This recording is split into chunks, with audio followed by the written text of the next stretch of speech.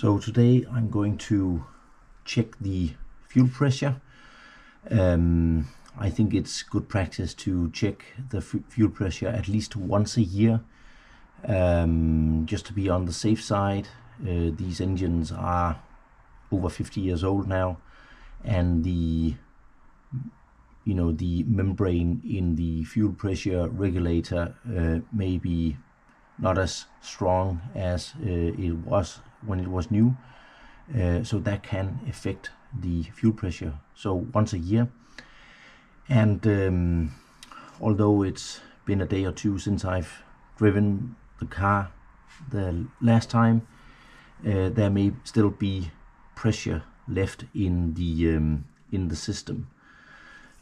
So the factory manual specifies that you can release the pressure by energizing the cold start valve, and the good thing with the cold start valve is that this is energized by 12 volts and not by 3 volts as the fuel injectors are.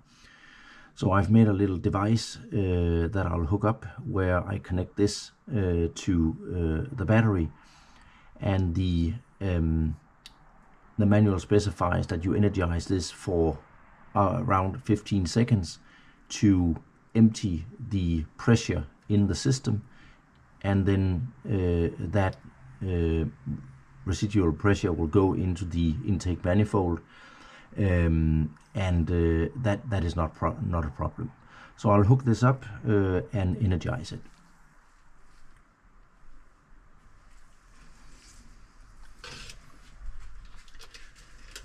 So basically you can see I have two wires connected to a connector that fits into the plug, and I'll hook one side up to the positive side of the battery, and then I'll energize the negative side, and you should be able to hear that it clicks. Can you hear that? So I'll just keep it open for a little while, and then you can hear it clicking, and then the system should be ejected. The factory manual specifies that the way to check the fuel pressure is by way of connecting a gauge to the cold start injector here, but these are becoming increasingly difficult to source, and the plastic, because this is a plastic fitting, is brittle. So I'm going to divert from the factual manual specifications and hook up a measuring device on another piece of the fuel rail here by way of a T-piece. It shouldn't make any difference in terms of measuring the fuel pressure. So I'll go and hook the gauge up here. Of course I have a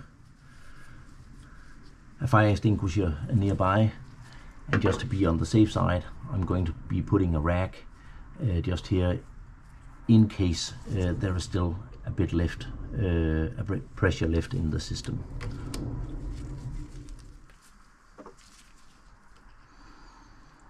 I'm using this pick to break the seal in the between the pipe and the hose. So let's see.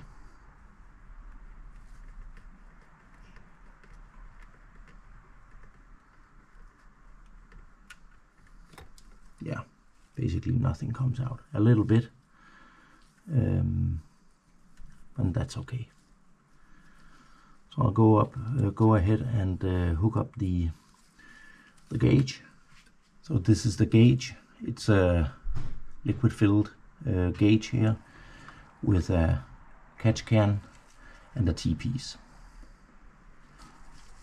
So I'm tightening the last hose clamp on this T-fitting arrangement here. So now I'm going to rest my gauge here. It's not going to interfere with the fan. And the next thing is to fire up the engine and check the pressure.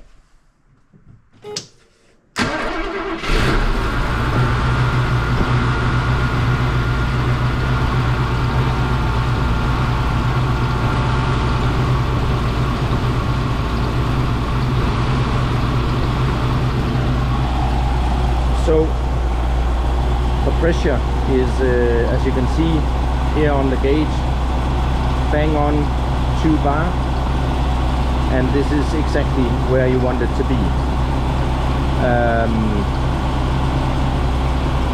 Exactly on 2 bar, the needle is completely steady. This is what you want to see. So now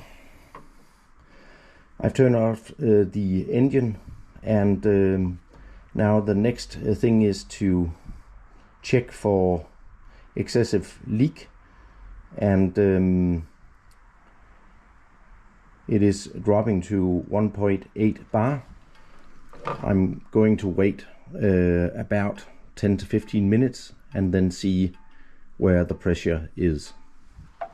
So it has now been at least 10 minutes and it is still practically on 1.8 bar.